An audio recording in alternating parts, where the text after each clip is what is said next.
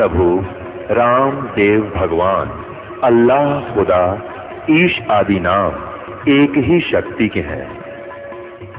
वो कैसा है, कहाँ है, कैसे मिलता है, किसने देखा है? ये प्रश्नवाचक चिन्ह पूर्ण रूप से हटाने के लिए अवश्य सुनिए जगत गुरु तत्वदर्शी संत रामपाल जी महाराज के अमृत वचन सर्व पवित्र धर्मों के पवित्र शास्त्रों के आधार पर।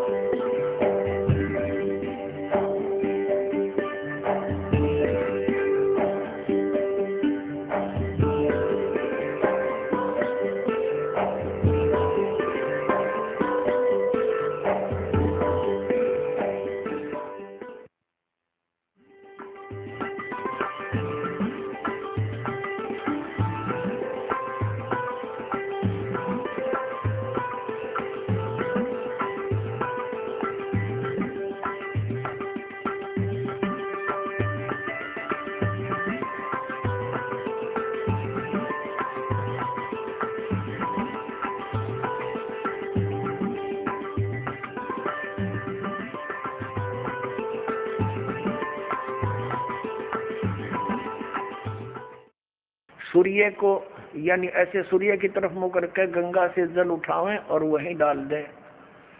कबीर साहब बढ़कर उसमें गंगा में घुटनों पानी में और ऐसे नौकरन लगे गंगा के जल को पटरी पर फेंक रहे पूरी स्पीड से। अब वो सारे पंडित जी अपना काम छोड़कर कबीर साहब की ओर देखने लगे। कहने लगे वो कबीर ये क्या कर रहा तू? कबीर जी बोले आप क्या कर रहे हो? मैंने ना पूछा, तुम क्यों पूछ रहे हो मेरे से? पहले आप बताओ आप क्या कर रहे हो? कि हम अपने पितरों को स्वर्ग में जल भेज रहे हैं। ये हम यहाँ जल डाल रहे हैं ना ऐसे मंत्र बोलकर ऐसे सूर्य की तरफ मुँह करके, ये वहाँ स्वर्ग में हमारे भूखे प्यासे पितरों को जल प्राप्त होगा। परमात्मा बोला मैंने एक बगीची लगा रखी अपनी झोपड़ी के आगे और मैं उस बगीची को सींच रहा हूँ। फिर मट के करड़े हो गए। तो वो कहने लगे रे बोले आदमी इतनी दूर कैसे जाएगा जल? ये तो यहीं पड़ा है। वो तेरी झोपड़ी के आगे बगीची जो छोटी सी लगा रखी वो कैसे सिंचाई होगी इससे? कि एक लाखों किलोमीटर दूर मील दूर तुम्हारे पितरों को स्वर्ग में ये पानी मिल सकता है, तो ये 2 किलोमीटर पर क्या दिक्कत आएगी इसको? तो उनकी चौंध टूट गई। पंडित जिया ने फिर अपना गलती स्वीकार की, मालिक की शरण ग्रहण करी।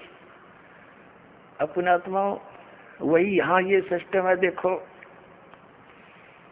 अब देखो इनके आगे फिर मार्कंडेय पुराण हम पढ़ रहे हैं 92 पृष्ठ पे 92 पे।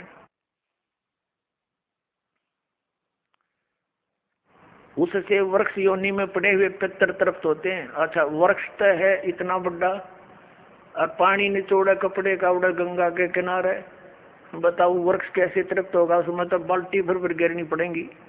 तो किसी मूर्ख बना रखे हैं देखो।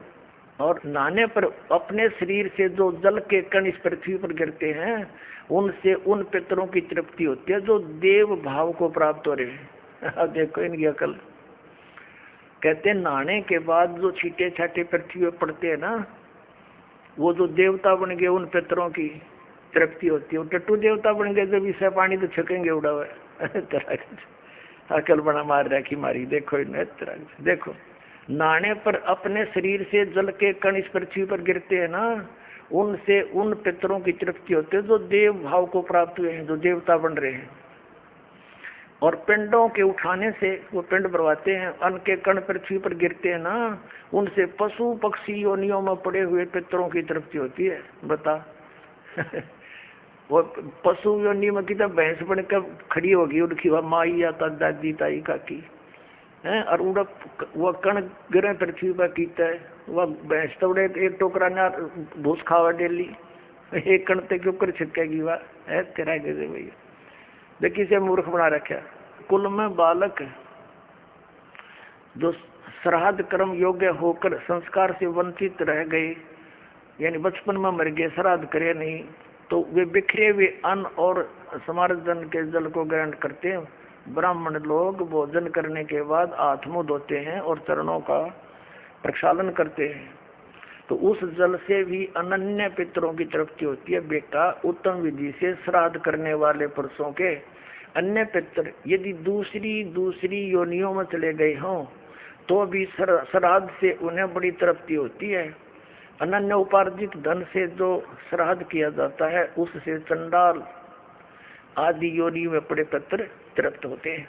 अब जो भूत प्रेत पितर कितने वृक्ष बन गए, कोई भैंस बना खड़ा है, कितने कोई काटड़ा बन रहा है, इनों के वह भी तृप्त होंगे। वह थोड़े छक्के दो दड़ी खाओ एक जब पेट भरे। एक बार आदरणीय गरीबदास साहिब जी गांव छुड़ानी में हुए, जिनको परमात्मा मिले थे और सचखंड ले जाकर वापस छोड़ा था। उन्होंने फिर ये ज्ञान दिया। एक उनका शिष्य था किसान, और वो गरीबदास साहिब जी के पास बहुत समय बैठता था, प्रतिदिन सत्संग सुनता था, दिन में विचार सुनते रहते थे, बैठ जाते थे। तो वो एक दिन नहीं आया। गरीबदास जी ने पूछा, भाई कल क्यों नहीं आया? अगले दिन जब वो पहुंचा, उसने बताया कि महाराज जी कल मेरी माँ का श्राद्ध था और हमारे गुरुजी वो पंडित जी आए थे, उन्होंने श्राद्ध निकाला, उसमें सारा दिन बिजी रहा मैं। कहा अच्छा भाई। फिर कहने लगा जी कल भी नहीं आन पाऊंगा मैं। पर गरीबदास जी ने पूछा कल क्या बात है? कि कल मेरे पिताजी का श्राद्ध है। अच्छा। परमात्मा पहले भी बहुत समझाते थे गरीबदास साहब जी, लेकिन हमारी बुद्धि इतना काम नहीं करती, हम संसार के व्यवहार को घड़ा में तो देते हैं। तो गरीबदास जी ने कहा भी एक काम करना बेटा, जब तेरे पिता का श्राद्ध निकाल ले तुम्हारे वो ब्राह्मण जी, उसके बाद 2 व्यक्तियों का खाना ले आना यहाँ पर। अब उस व्यक्ति ने सोचा गुरुजी अपने लिए मंगाते होंगे। जब उनके गुरुजी ने सारा काम कर लिया, तैयारी उसने सब लगा दिया, भोग भाग कौवे काव्य छका दिए, तो बाद में बचे हुए 2 मनुष्यों का खाना लेकर के वो गरीबदास जी के मकान में आ गया। गरीबदास जी भी गृहस्थी थे, बाल बच्चेदार थे, किसान थे, लेकिन परमात्मा से परिचित हो चुके थे, तत्व ज्ञान से परिचित थे। उनका खेत था, उस भगत का ही खेत था, उसमें एक जोड़ी थी, छोटा सा तालाब जिसको लेट बोले, और व्यक्ति लेकर आ गया 2 मनुष्यों का भोजन। गरीबदास जी कहने लगे आजा मेरे पीछे पीछे। अब उस व्यक्ति ने सोचा खेतों में कोई साधु संत आए होंगे, इनसे मिलने आते रहते हैं। वहां जाकर उस लेट से, उस जोहड़ से 1 किलोमीटर दूर उस खेतों में जो तालाब होते थे छोटे छोटे, पशुओं के पानी के लिए उसमें स्टोर कर लेते थे जल, तो उनके चारों तरफ झुंड खड़े हो जाते थे, झाड़ बोझड़े कांटेदार झाड़ियों के गुच्छे से बन जाते थे।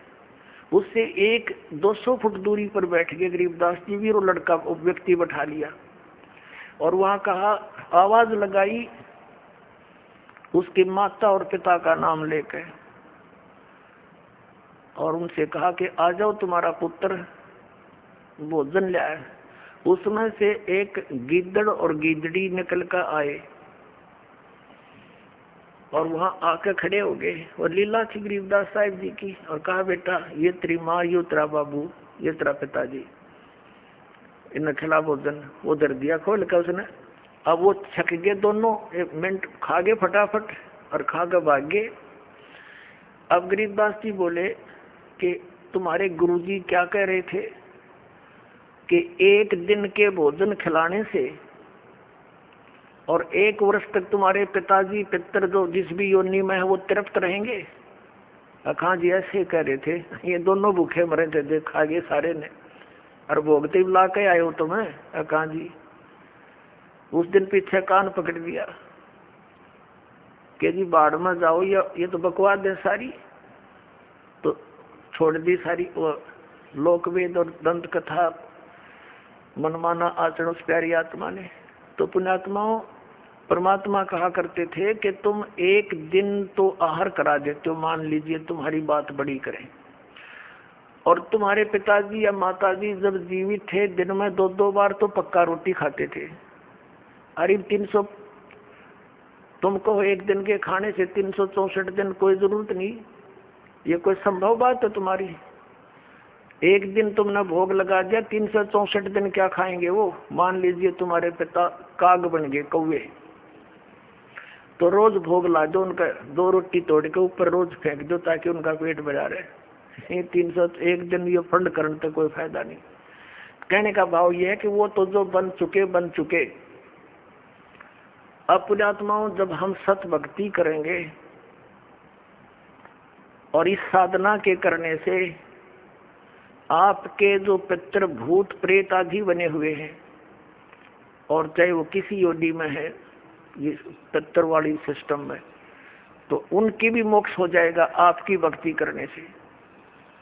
अपने आत्माओं, ये सत्कर मान लेना, ये दास आपको समय अनुसार सब क्रियाएं बताएगा। इन एडवांस करने से आप अपना क्रम बिगाड़ बैठोगे।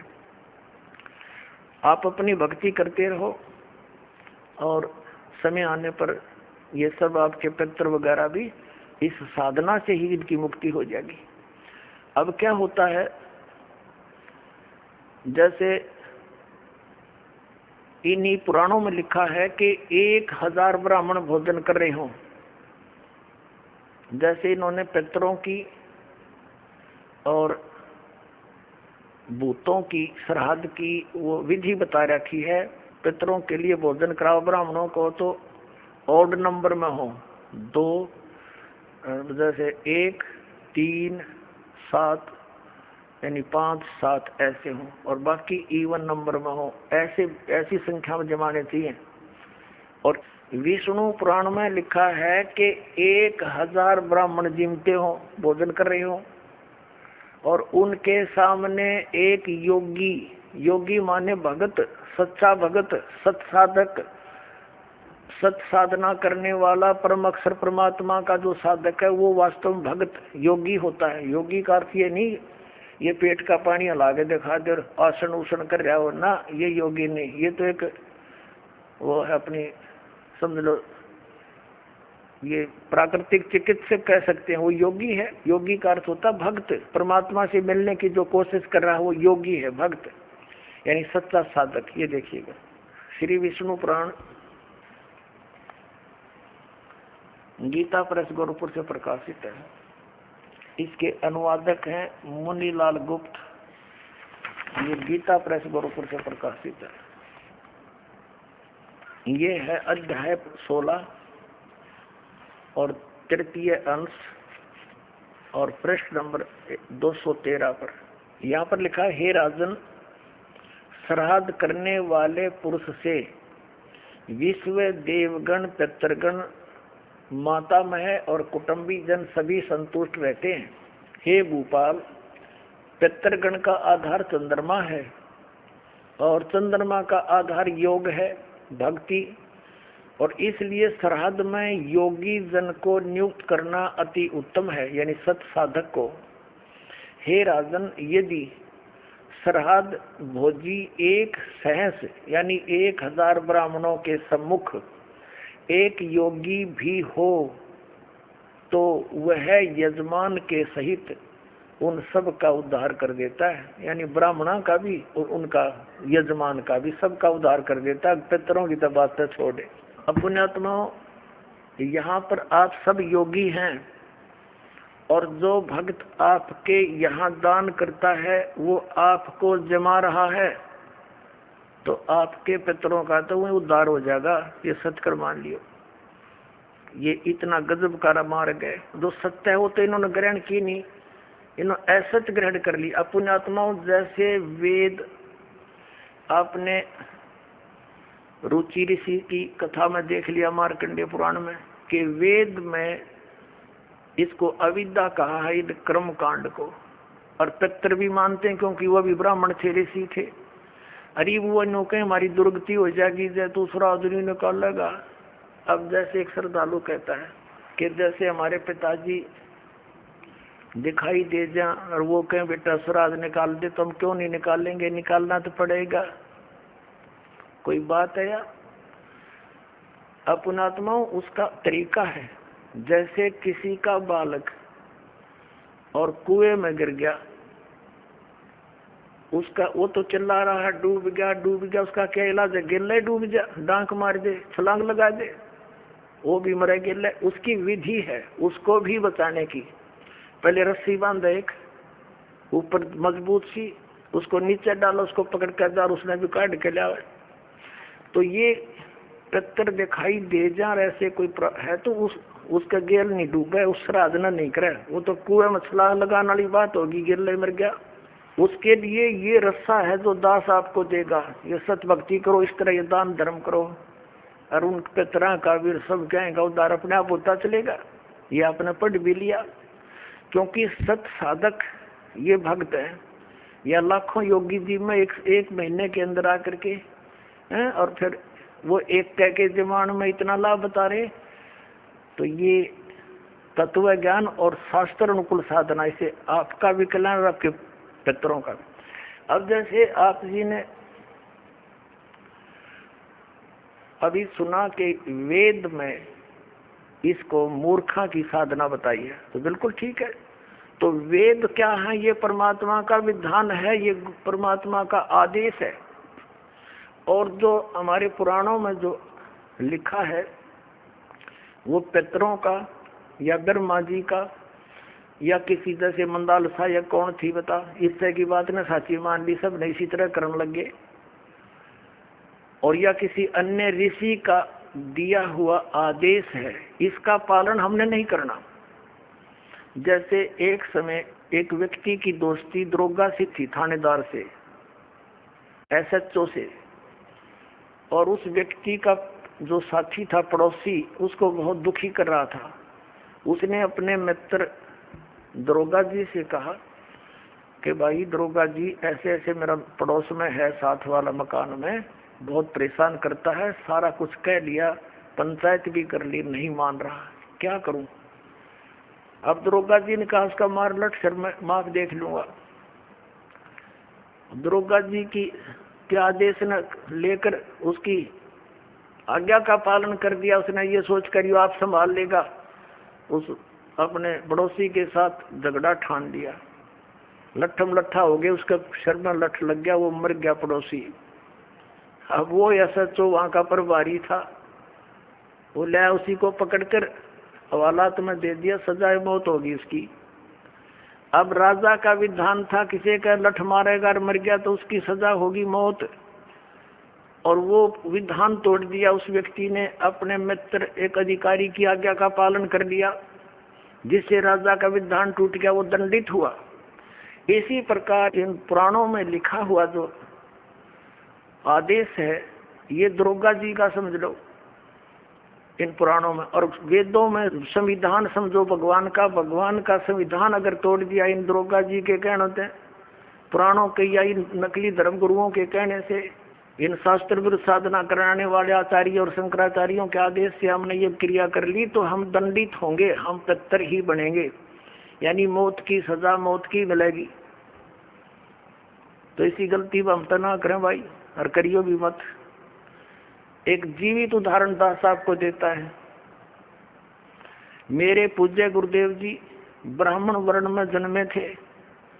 हरियाणा के अंदर जिला भिवानी चरखी दादरी के पास एक पैंतावास गांव है, बड़ा पैंतावास, वहां वो रहते थे, किसान का काम करते थे, वर्ण ब्राह्मण है। पुणात्मा, ब्राह्मण कोई जाति विशेष नहीं। दास बहुत बार कहता है कि देखो ब्राह्मण बिजक जा, कि ब्राह्मणों के विषय में कह रहे नहीं। और वो खेतों में, मेरे जो गुरुदेव थे ब्राह्मण वर्ण में जन्म था उनका, खेतों में गौवें चरा रहे थे अपने खेतों में। उसके पास पहले जंगल बहुत होते थे, वन बहुत होते थे। एक दिन उनकी भेंट हमारे दादा गुरुजी से होगी, यानी एक संत से। वो उससे प्रेरणा पाकर के घर से खिसकने की सोची और गुरुदेव का एड्रेस पूछ लिया। सब ज्ञान से परिचित होकर खेतों में शाम के समय गौवें चरा रहे थे, और भी कुछ साथी पाली गवाले थे। तो उनको ये कहकर के मैं फ्रेश होकर आता हूँ, मैं देर हो जा तो तुम पशुओं ले चलना, मैं आप आ जाऊंगा। वो जंगल में चले गए गहरे। पालियों ने वो अपने गौवें गांव में ले आए। अब वो शाम ने काफी देर होगी, जब नहीं आए उनका बचपन का नाम, गांव का नाम हरिद्वारी था, पंडित हरिद्वारी। और फिर उन्होंने अपना नाम बदल लिया था, कोई पहचान ना ले, घर से निकल गए थे वो। तो उन्होंने क्या किया, अपने कपड़े जो पहन रखे थे वो उतार दिए, 2 जोड़ी कपड़े लेकर गए घर से, उस दिन एक अलग से ले गए थे, किसी को दिखाया नहीं। वो जो पहन रखे थे वो कपड़े पाड़ पूड़ के, और कोई किसी हिंसक पशु ने, कोई पशु खा रखा था, कोई मृग वगैरह, किसी शेर ने, वो उन्होंने दिन में देख लिया था, उसके ऊपर घेर के कपड़े, और निकल गए रातों रात, हरिद्वार पहुंच गए। अब घर वालों ने इंतजार की, घंटा 2 घंटा, फिर पूछा उन पालियों से, हरिद्वार ही नहीं आया।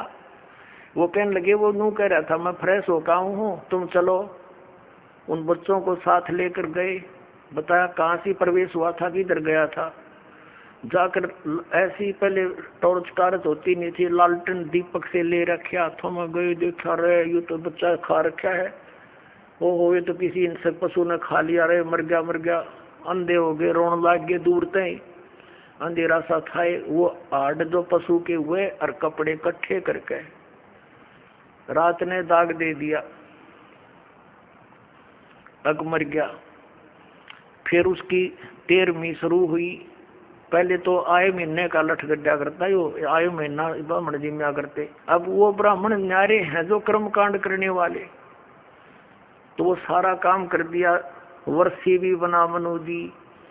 और फिर हो गए श्राद्ध शुरू है कि वो थारा बे औलादा मर गया, निसंतान मरा हुआ है, और इसकी अच्छी सेवा करनी चाहिए, नहीं तो क्योंकि तुम इनका हक खा रहे हो। जमीन थी इनके नाम, और वो बन रहे भक्त, संत बन गए, दुनिया का उद्धार करें।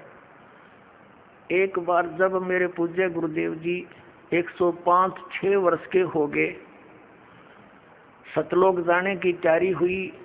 तलवंडी भाई, फिरोजपुर जिला पंजाब में उनका आश्रम, एक इसमें खन्ना के अंदर था, एक मोगा के अंदर था, एक नजफगढ़ आश्रम था। तो तलवंडी भाई वो ज्यादा रहते थे, तो वहां से दास को उसने आदेश दे रखा था नाम देने का। बहुत से शिष्य भी उनकी प्रेजेंस में दास के हो गए थे। 2 बच्चों की सेवा लगा रखी थी, उनकी सेवा में छोड़ रखे थे। तो उनका संदेशा आया कि गुरुजी यहाँ 45 आ चुके हैं। तो दास भी पहुंच गया 3-4 भक्तों को लेकर गाड़ी से। वहां देखा वो गुरुजी बैठे, प्रणाम हुआ। फिर उनकी एक भाभी जी थी, वो 92 वर्ष की हो रही थी, 92 ईयर ओल्ड थी। उससे बातचीत हुई। हमने उनसे पूछा कि माता जी, जब हमारे गुरुदेव यहाँ से चले गए तुमने क्या सोचा पीछे थे? वो कहने लगी, जी मैंने तो ये सुना था कि इनकी मृत्यु होगी। तेरा एक देवर था और वो ऐसे ऐसे जंगल में किसी पक्षी ने, पशु ने खा लिया था, हिंसक ने। और मैं आई जब तक इसके श्राद्ध निकला करते, और 70 श्राद्ध मैंने अपने हाथ से निकाल रखे इसके। और जब भी कभी कोई ऊक चूक घर में हो जाए, पशुओं में कोई हानि होती, फसल में हानि होती, हम अपने गुरुजी ब्राह्मण के पास जाते थे, उससे वो पितरा पुत्रा पढ़वाते थे। वो क्या कहा करता कि तुम्हारा अर्धवारी निसंतान मरा हुआ है और वो तुमने सिद्ध है, तुमने हानि करता है, उसके 500 कपड़े बनवाओ, उसके श्राद्ध अच्छी तरह निकलवाओ और उसका फलाना कर दो। वो जो कुछ भी कहता वो सारा करते हम। और फिर भी यूँ कहता इनका ठीक से श्राद्ध नहीं, अगली बार मैं करूंगा अच्छी तरह। 70 तो श्राद्ध करवा दिया, यूँ बैठा नौका यूँ। अब मैं कहने लगा, माता जी देखो गीता जी में मना कर रखा है 9 में जाके 25वें श्लोक में कि भूत पूजनीय भूत बनेंगे, पितर पूजनीय पितर बनेंगे, ये पूजा नहीं करनी चाहिए। अरे वो आपके सामने जीवित उदाहरण रहा, ये मूर्ख बना रहे थे आपको। और वो साधना वो कोई सच्ची बात थी इन लोगों की? ये तो ईब तो अब तो छोड़ देना इसको। ने बोली ना भाई, या तो पुरानी लाग है, नो के छूटे है, बाढ़ में पड़ो गरीबी ना छूटे, तो हद कर दी भाई। आंखों देख रही है, आपसे कह रही है कि मैंने इसके 70 श्राद्ध निकाल लिए, पिंड भी भरवा दिए, न बोलो पितर बन गया। यू पितर नहीं, वो सबका वे तो उद्धार करने वाले महापुरुष बन गए, लाखों लोगों का उद्धार कर दिया। इसे नृत्यों इनके श्राद्ध निकालो, इन मूर्खों को पालन लग रही। तो पुण्यात्माओं, परमात्मा कहा करते, पर भी लेन जात है दुनिया, हमारा ज्ञान किने न सुनिया। ये वहां धक्के खान जाओ तीर्थों पर, वहां पता नहीं कहाँ का, हमारा ज्ञान किसी ने नहीं सुना। अपने आत्माओं, ये तीर्थ कैसे बने? जैसे अमरनाथ है। अब जैसे अमरनाथ धाम है, ये कैसे बना? पार्वती माता को भगवान शंकर जी ने उस स्थान पर एक सूखे वृक्ष के नीचे एकांत स्थान देखकर ये मंत्र दिया था। प्रथम मंत्र जो दास साहब को देता है, इसको मोक्ष मंत्र बोलते हैं। ये जितना मोक्ष कर सकता है। तो पार्वती जी को जहां वो उपदेश ग्रहण प्राप्त हुआ, शंकर भगवान ने वो मंत्र उनको दिया, ये अमर मंत्र, तो उनके लिए, उस पार्वती माता के लिए वो अमर धाम है, आप और हमारे लिए नहीं। अब जैसे ये तीर्थ और ये अमर धाम कैसे? जैसे आप जिसको यहाँ बरवाला में ये मंत्र मिला, उसके लिए तो ये बरवाला है अमर धाम, और यहाँ बरवाला में ये दास हो नहीं, और यहाँ कोई भी नहीं हो, और यू खाली पड़ा हुआ आश्रम। अब जैसे किसी ने क्रोथा आश्रम में नाम लिया था, उसके लिए क्रोथा है आश्रम अमरधाम, अमरनाथ। अब वहाँ कोई भी को नहीं, ये दास यहाँ पर बैठा तो उस क्रोथा में माथा टेकने तो लाभ ना हुआ है। ये तो इस दास के वचन यहाँ सुनेंगे, सत्संग सुनेंगे, आशीर्वाद पाओगे, तो यही लाभ होगा उसे। तो अमरधाम जो है वो एक आदरणीय स्मारक तो है कि यहाँ पर ऐसी घटना घटी थी, लेकिन आपके लिए वहां जाने से कोई लाभ नहीं होगा। आपको तो वैसा ही संत खोजना पड़ेगा जिसके पास वो अमर मंत्र हो, और वो अमर मंत्र आपको चाहे बरवाड़ा की गली में मिल जाए दास, और वहां उपदेश प्राप्त हो गया, तो वही आपके लिए अमरनाथ है। उस मंत्र से मोक्ष होगा, उस स्थान से नहीं। अपने आत्माओं, जैसे तीर्थ कैसे बने, इसमें बहुत से प्रमाण है कि एक ऋषि था, उसने वहां बैठकर साधना की और उसने मोक्ष प्राप्त किया। अपने आत्माओं, जैसे एक हमाम दस्ता होता है सामग्री कुटन का, दवाई दुई कुटन का, लोहे का मुसल सा वो 1.5 फुट का, और 2 फुट का, वो 1.5 फुट का, 1 फुट का ऊंचा, 9 इंच चौड़ा होता है। वो किसी का पड़ोसी ने मांग लिया, और उसने उसमें कुछ सामग्री गुट्टी अवन की, और वो वापस दे गया मांझ धो कर कति साफ करके, उनको लौटा गया जिसका था। उनको रात्रि के समय जब वो सोने लगे तो महक आ रही थी। उन्होंने देखा ये महक कहाँ से आ रही है, देखते देखते देखा ये तो इस हमाम दस्ते में से आ रही है। तो उन्होंने देखा हो इसको तो पड़ोसी ले गया था मांग के, उसने कोई सामग्री कूटी है। अब पुण्यात्मा उसने सारी सामग्री निकाल ली, कति साफ करके वापस लौटा दिया, और फिर भी महक आ रही है। वो सामग्री जो उसमें कुटी थी वो अलग वस्तु है, तो वो महक जो उसके अंदर आवे थी थोड़ी बहुत हमाम दस्ते में 1 दिन के बाद खत्म होगी। अब ये तीर्थ एक हमाम दस्ता समझो, और जैसे उस ऋषि ने उसमें सामग्री कूटी, यानी वो साधना वहां बैठकर की, वो सारी कमाई लेकर अपने उस धाम को चला गया जहाँ उसने उस साधना से जाना था। वो तीर्थ तो एक हमाम दस्ता है, उड़े 1-2 महीने 1-2 साल उसमें महक सी आवे, क्योंकि जहाँ संत ने साधना की होती है कुछ देर राहत मिलती है, लेकिन वो सामग्री वाला काम नहीं हो सकता। अब जैसे वो इतनी सामग्री कूटनी पड़ेगी उसमें महक अच्छी रोज लेने के लिए, यानी सत्य साधना आप कहीं बैठकर कर लो जैसे उस ऋषि ने की। आप अपने घर पे करोगे, आपके लिए वो तीर्थ आपका घर है, ना कि वो स्थान जहाँ पर किसी अन्य ने साधना की। वहां देखने जाने से हमें क्या लाभ होगा? जैसे ये दास पहले नगर नगर में सत्संग करने लगा, तो जहाँ किसी ने सत्संग सुना, उपदेश ले लिया, और वहाँ हम भट्ठी बना करके खीर बनाते, हलवा बनाते, सब्जी बनाते थे, और वहाँ से हम अगले शहर में चले गए। और फिर कोई व्यक्ति ये बताने किसी को साथ लेकर जावे कि देखो यहाँ रामपाल का सत्संग हुआ था, यहाँ खीर बनी थी, यहाँ हलवा बना था, यहाँ बैठकर खावे थे। बुआ ना तो रामपाल वहाँ पर ना, वहाँ पर खीर ना हलवा, वो तो सूखी भट्टी दिखानी है। हलवा और रामपाल जहाँ मिलेगा उड़े माल मिलेगा भाई। इसी प्रकार समझ लो इन तीर्थों और व्रतों को। तो ये सतलोक आश्रम आपके लिए उन सब धामों और तीर्थों का काम करेगा। यहाँ आओ, अपना कल्याण करो। बोलो सतगुरुदेव।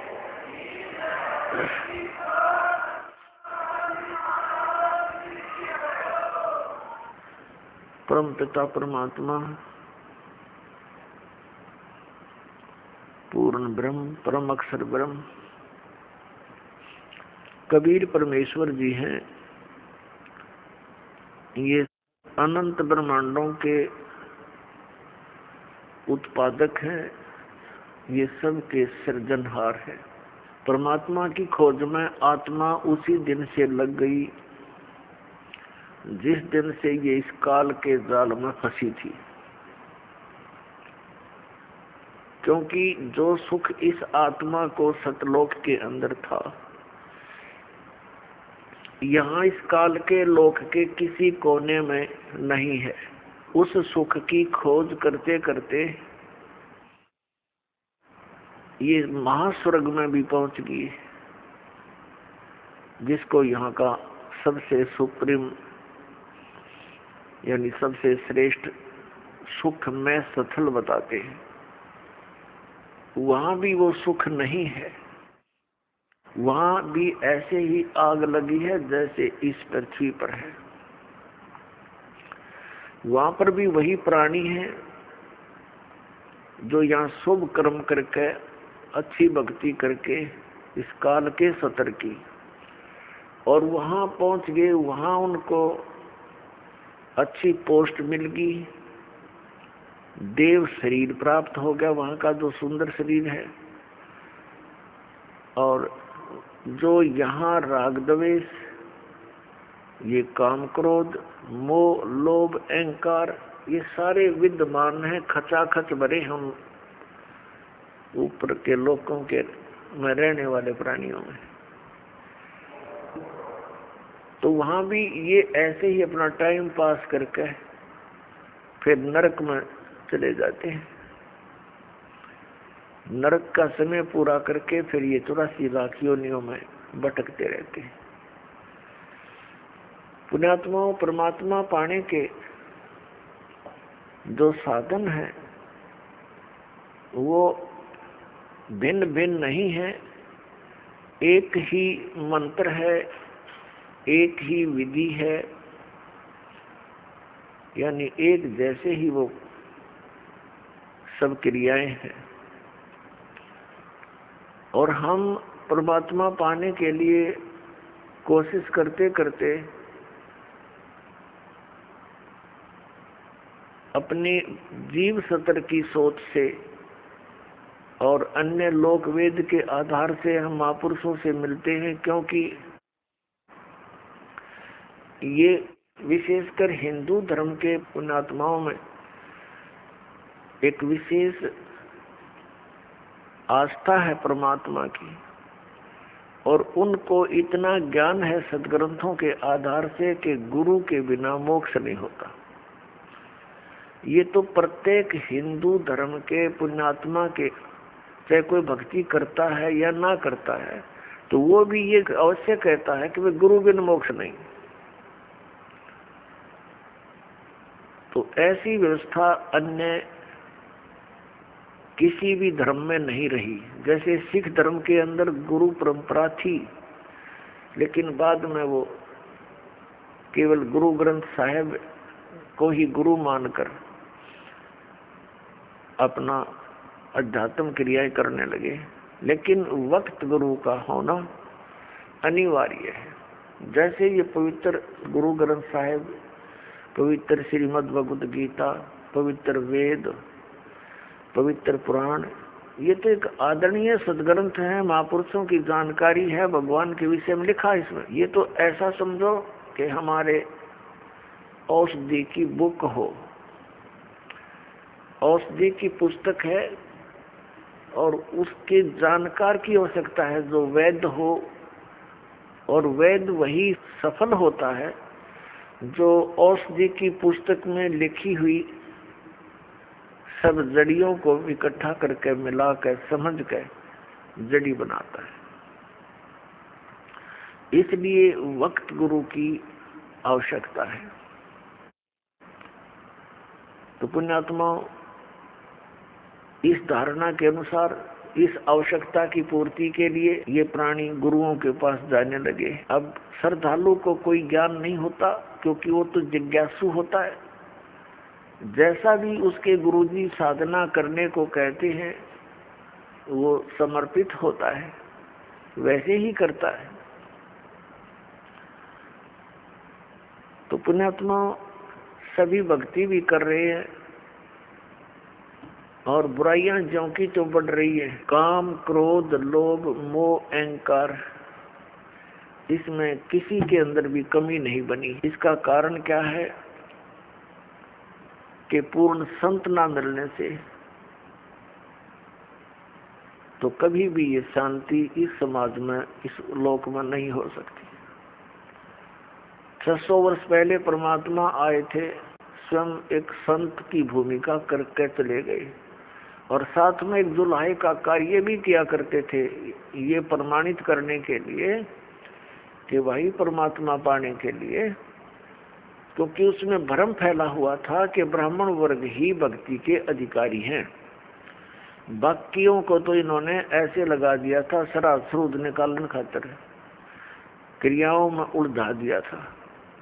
और विशेषकर यही माना जाता था कि ब्राह्मण ऋषि, महर्षि घर त्याग कर चला गया तो व्यक्ति वही परमात्मा पा सकता है, या घना बड़ा सेठ धन दान करता हो। तो परमात्मा ने सब शंकाओं का निवारण करने के लिए एक शूद्र जाति में रहना पड़ा है। उसने छुआछात चरम सीमा पर थी, अत्यधिक छुआछात थी। ब्राह्मण लोग शूद्रों को निकट भी नहीं आने देते थे, दूर से बात करते थे। और उस समय परमात्मा एक दुल्हा जाति के अंदर रहे। वैसे तो उनका जन्म नहीं हुआ था, सतलोक से आए थे, सहशरीर आए थे। एक नवजात शिशु का रूप धारण किया था कमल के फूल पर, बाहर एक सरोवर के अंदर। वहां से एक नीरू नीमा नाम के दुल्हा दंपत्ति उठा ले गए थे और वहां परमात्मा की परवरिश लीला होने से और फिर दुल्हाई का कार्य करते हुए जनता को ज्ञान भी देते थे, भक्तों को यथार्थ ज्ञान समझाते थे, सूक्ष्म वेद का प्रचार करते थे। वो यही प्रमाणित करने आए थे, एक उदाहरण देने आए थे कि परमात्मा पाने के लिए जाति और धर्म और कर्म, यानी जैसे कोई ज्यादा बड़ा सेठ यानी धन अधिक या कम, ये इसके लिए कोई मायने नहीं रखता। गुरु पूरा हो और शेष सूरा हो, सूरमा। सूरमा का अर्थ है कि इस भक्ति मार्ग पर जो प्राणी लगता है तो उसकी सब क्रियाएं अन्य संसारिक व्यक्तियों से भिन्न होती है, तो उसमें हमारा समाज बाधा करता है। और जो उन बाधाओं की परवाह ना करते हुए आगे बढ़ता है इस भक्ति मार्ग पर, वो सूरवीर होता है। कौन कौन थे सूरवीर जिनका ज्ञान है सुप्रसिद्ध है? दरु थे सूरवीर, प्रहलाद थे सूरवीर, और मीराबाई थी सूरवीर, और स्वयं परमात्मा तो वो मालिक थे ही थे। वो तो सूरवीरों के सूरवीर और सब भगवानों के भगवान कबीर परमेश्वर जी। और अब वर्तमान में ये दास देख रहा है कि मेरे इस परमात्मा के ज्ञान से परिचित इस दास के अनुयायी ये सूरवीर, क्योंकि इन्होंने समाज के साथ संघर्ष करके, क्योंकि क्रोथा कांड के दौरान इस दास को इतना बदनाम कर दिया गया था झूठा, और इतना परेशान किया गया परमात्मा के बच्चों को, लेकिन ये सूरवीर थे, ना किसी से लड़े और ना डरे। संत का यही एक नियम होता है, लड़े भी नहीं और डरे भी नहीं, तो परमात्मा साथ देता है। आज हम सफल हुए, पूरा विश्व के अंदर ये ज्ञान जाएगा, परमात्मा का साथ हमारे साथ रहा और रहेगा, क्योंकि ये काम उसी परमात्मा ने शुरू करवाया है। हमारा कोई खानदानी पेशा ना, दादे परदादे माता पिता ने कभी यो काम कराया ना, दास को ये मजदूरी दी तो दास का उसी दिन से ये अटल इरादा बन गया था, सिर जाओ से डर जाओ, परमात्मा के चरणों में ये शीश जाए तो सफल हो।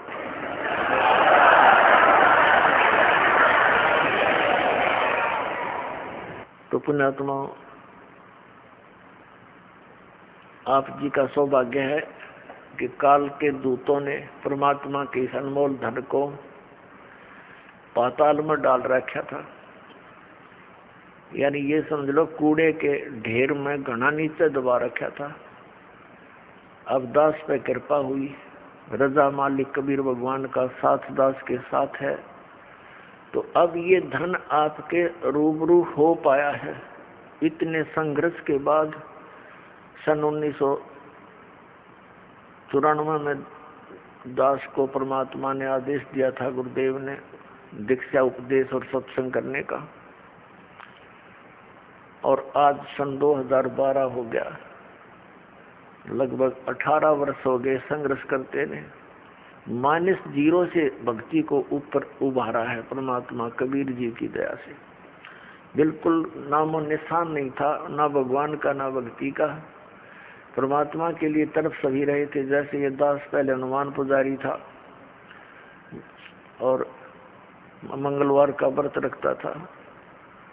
सालासर एक मंदिर है हनुमान जी का, और उसमें इसी बूढ़ी सी मूर्ति रख रखी है। ये भगवान, अब हंसी आती है अपने कर्मों पे।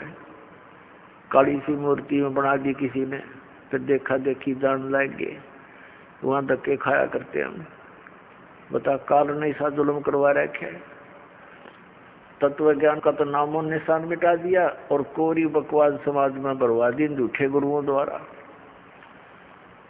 तो पुण्यात्माओं, या मेर हुई भगवान की। कहीं आप देखा करते 4 ईंटें लगा रखी, उसमें कुत्ते मुत्ते वहीं बैठे, वहां हम माथा टेकने जाए और तेरा गजब भैया, वहां से सारा दिन रो कर मर जाए, कोई नो कहने वाला नहीं क्यों रो रहा है पत्थर के आगे। तो इसलिए वक्त गुरु की आवश्यकता होती है, और उसके ज्ञान के आधार से भक्ति साधना करने से कल्याण हो जाता है। अब ये कितनी बुराई बढ़ गई शराब मांस तंबाकू की, और इसको विकास मानते हैं हम कि बड़ी बड़ी कोठी हो, कार हो और गुटी सूटी लावें, और फिर विवाह के अंदर एक अलग से ड्रामा रच दे। पुण्यात्माओं, ये भक्ति मार्ग में नहीं चलेगा। ठीक है, संसार भक्ति नहीं करता, वो कुछ करो, वो तो इस विद्यालय के विद्यार्थी ही नहीं है। ये विद्यार्थियों के लिए लागू है कि ना बीड़ी पीवे, ना तम्बाकू प्रयोग करे किसी भी तरीके से, ना मांस खावे और ना शराब प्रयोग करे, और न ही ये ड्रामेबाजी करे, ना जन्मदिन मनाना, ना कोई ऐसे ब्याह के अंदर बकवाद करनी। सिंपल ब्याह करो बच्चों। आप भगत बन कर देखो कितना आनंद आएगा। देखो लोग दिखावा ड्रामा कितना कर ले, इसका अंत नहीं। शुरुआत हमने देखी, किसी ने 1100 रुपये दान के दे दिए, सारा गांव में चर्चा हुआ करती। फिर 2100 दे दिए एक ने, वो फेल हो गया। फिर एक ने 5100 दे दिए, वो फिर 21 वाला फेल हो गया। फिर एक ने 11,000 दे दिए अपनी लड़की के दान में, और एक मोटरसाइकिल दे दी, फिर कार दे दी। तो ये एक बकवाद है बेमतलब की। बच्चे को परमात्मा से जोड़ दिया जाए, परमात्मा का नाम लेकर, और ये राम नाम का दहेज बेटी ने दे दे, ये सदा साथ देगा। एक टाइम हमने कुछ दे भी दिया बच्चे को, कितने दिन उससे वो गुजारा कर सकती है। और फिर गरीब की बेटी अमीर की बेटी को देखकर मायूस हो जाती है। उसको ना जाने कितना दुख होता है। तो इस तरह की ये बकवादें हमने समाज से खत्म करनी पड़ेंगी, खासकर भगत समाज को तो इसमें अग्रसर होना ही पड़ेगा। इस दास के संघर्ष में आपने सहयोग देना पड़ेगा। ये बिल्कुल गलत है, भक्ति बाधक है। जिसके 2-3 लड़की हो जाती, नींद आराम हो जाती है उस माता पिता की, और लड़की इसी कारण से हमारे लिए बोझ बन गई। एक इतना गौ जैसी आत्मा होती है बेटी की, हमने खूब देखा है। बेटा और बेटी रोटी खा रही है, माता पिता कोई बोलता है बेटे को, एक वो काम कर, वैसे भी कहा ये काम करिए, बेटा तो कहेगा को नहीं करता, और बेटी रोटी खा रही होगी ना, खाना छोड़कर उठ कर चल पड़ेगी, इस काम को करके आओगी। अब ये हमें बोझ क्यों बनाई? अपने ड्रामाबाजी से, अपनी बकवादों से, दहेज के कारण। तो इस प्रकार हमने इस हर तरह की जो बुराई हमारे समाज में घर कर गई, इसको भी आपने गहराई से सोच कर, एक मर्यादा के उद्देश्य से नहीं कि मैंने कह दिया आपने शुरू कर दिया, नहीं। ये नियम ना समझना, ये आवश्यकता समझना, इस भक्ति मार्ग में बाधक समझना, इन नियमों को तोड़ देना। तो इस प्रकार से भक्ति हमारी अधिक होएगी। फिर पुण्यात्मा, हमने परमात्मा पाने के लिए जो भी कुछ आदेश होता है गुरु जी का, वो करना ही चाहिए, क्योंकि गुरुदेव को मालूम होता है, वो मास्टर होता है इस मार्ग का। और विद्यार्थी, और जैसे डॉक्टर के पास जाता है मरीज, तो सही डॉक्टर होगा तो वो काटे की बात करा करे और सही दवाई देगा, उसमें जो भी मर्यादा यानी परहेज बताएगा, तो उस रोगी को आजीवन करने पड़ते हैं, तभी वो सफल होता है, रोग नाश होता है। तो हमारे जन्म मृत्यु का दीर्घ रोग लगा हुआ है, इसका नाश इस दास के बताए मार्ग से होगा। दास वही मार्ग बता रहा है जो परमात्मा ने स्वयं आकर के बताया था। ये गॉड गिवन है, ये किसी की लोक वेद नहीं है, किसी आम व्यक्ति का बताया हुआ ज्ञान नहीं। और यही प्रमाण हमारे सदग्रंथों में है, जिन सदग्रंथों को हम सिरोधार्य मानते रहे। तो फिर भक्ति में देर नहीं लगेगी, आपको विश्वास होने में देरी हो रही है कि ये दास जो भक्ति बता रहा है वो सही है, श्रेष्ठ है, शास्त्र अनुकूल है। ये प्रमाण करने के लिए कि ये भक्ति सही है, और भगवान कबीर, परमेश्वर परम पूज्य कबीर जी हैं जो जुल्हा रूप में, धानक रूप में बनारस में आए थे, ये प्रमाणित करने के लिए ये ढेर सारे आपको प्रमाण दिखाने पड़ते हैं। और कुछ दिनों के बाद फिर ये आवश्यकता नहीं पड़ेगी इन प्रमाणों की, क्योंकि आप एक दूसरे को बताओगे कि ऐसा है, तो ये एकदम सबको स्वीकार्य हो जाएगा। अभी तक तो किसी ने देखे नहीं, खोल कर वेद देखी ना, गीता पढ़ी थी, समझी नहीं गीता जी में क्या लिखा है, पुराणों में क्या लिखा है, हम पढ़ते थे लेकिन समझ नहीं सके। अब हम समझन जोगे हो गए, अरे खूब देखेंगे, कति दृढ़ होकर कहेंगे कि सचमुच कबीर इज गॉड, कबीर परमात्मा है, और यही भक्ति सही है, यही मंत्र श्रेष्ठ है, और सब बकवाद है। तो फिर आपसे सुनकर अन्य व्यक्ति भी इस बात पर विचार करेंगे, और कोई प्रमाणित कराना चाहेगा तो सदग्रंथ हमारे पास है, आप खुद भी उनका विश्वास दृढ़ करोगे। पूरे विश्व में एक ही भगवान रहेगा, एक ही ज्ञान रहेगा, और भक्ति विधि उस भगवान की एक है ही, वो अलग हो ही नहीं सकती। जैसे आम के पौधे को बीजने के लिए आम का ही बीज प्रयोग करना पड़ेगा, दूसरा बीज आम का हो ही नहीं सकता। तो परमात्मा पाने के लिए जो मंत्र है, इनके अतिरिक्त कोई साधना है ही नहीं। बाकी तो बबूल के बीज अलग हैं, अन्य साधनाएं जो सिद्धियां प्राप्त करने की है वो अलग वस्तु है, उसकी हमें जरूरत नहीं। तो पुण्यात्मा, सबसे पहले हमें गुरु की आवश्यकता होती है। गुरु बिन माला फेरते, गुरु बिन देते दान, गुरु बिन दोनों निष्फल हैं, चाहे पूछो वेद पुराण। गुरु बड़े गोविंद से मन में देख विचार, हरि सुमरे वो रह गए, गुरु सुमरे होए पार। अब परमात्मा कहते हैं गुरु गोविंद दोनों खड़े, काके लागू पाए, बलिहारी गुरु अपना, जिन गोविंद दियो मिलोए। सात द्वीप 9 खंड में गुरु से बड़ा ना कोई, करता करे न कर सके, गुरु करे सो होवे। सतगुरु के उपदेश का लाया एक विचार, जय सतगुरु मिलते नहीं, जाते नरक द्वार। नरक द्वार में दूत सब करते खेचा तान, उनसे कभू ना छूटते, फिर फिरते चारों खानी।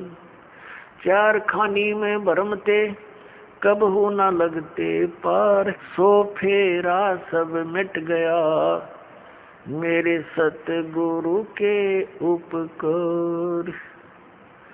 सात समुद्र की मसी करूं, लेखनी करूं बन राय, धरती का कागज करूं, गुरु गुण लिखो न जाए।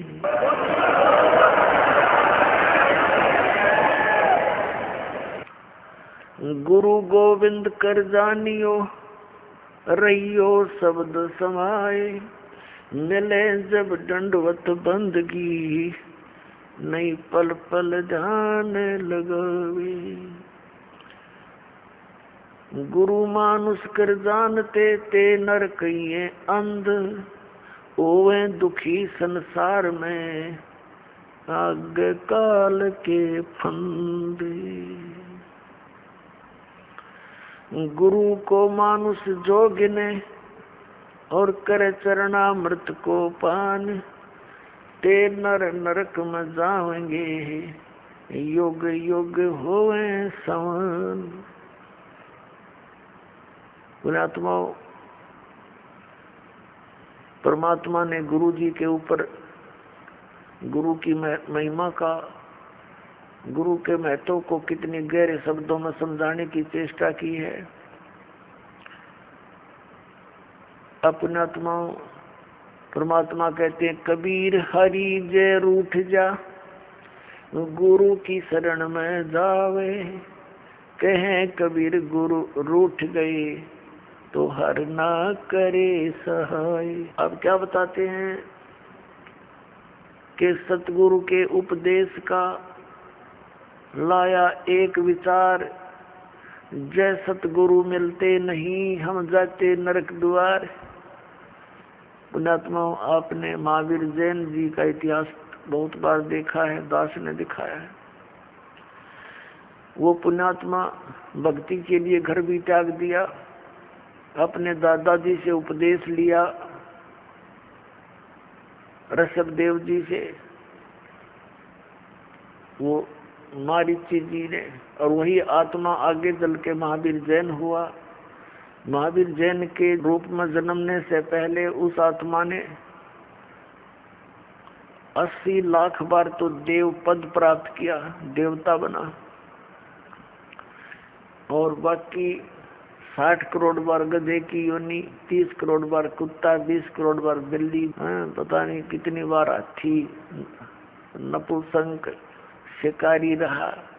तो जब तक सतगुरु नहीं मिलते, ये प्राणी साधना करता करता भी दुखी रहता है। तो इसलिए परमात्मा बताते हैं, सतगुरु के उपदेश का। पृथ्वी पर सतगुरु एक ही होता है, एक समय में, अनेक नहीं होते।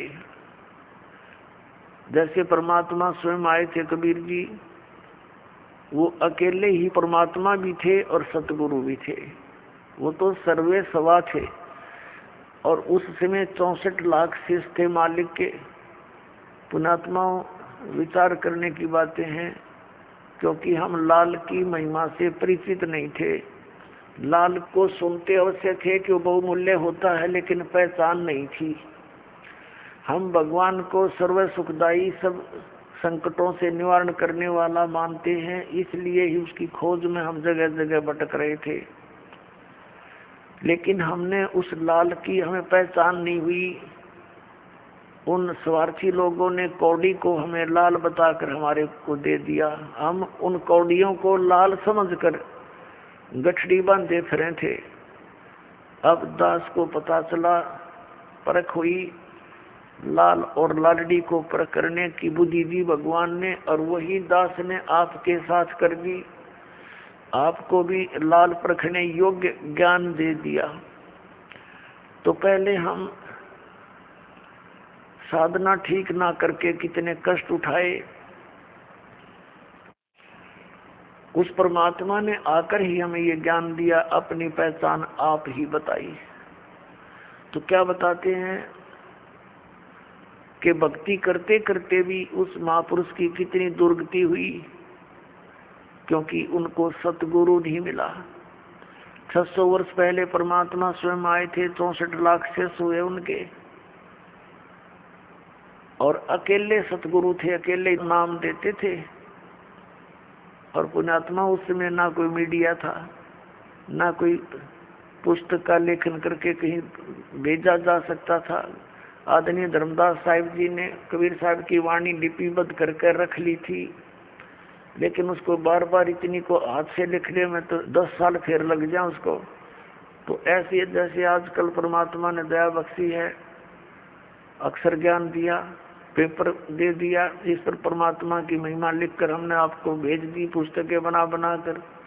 फिर ये इलेक्ट्रॉनिक सिस्टम परमात्मा ने दिया, सीडी का, ये बना के दे दी। चिप चल पड़ी परमात्मा की दी हुई है। ये गॉड गिवन इंस्ट्रूमेंट है, ये मनुष्य के सत्र के बनाए हुए नहीं है, ये भूल जाना आप।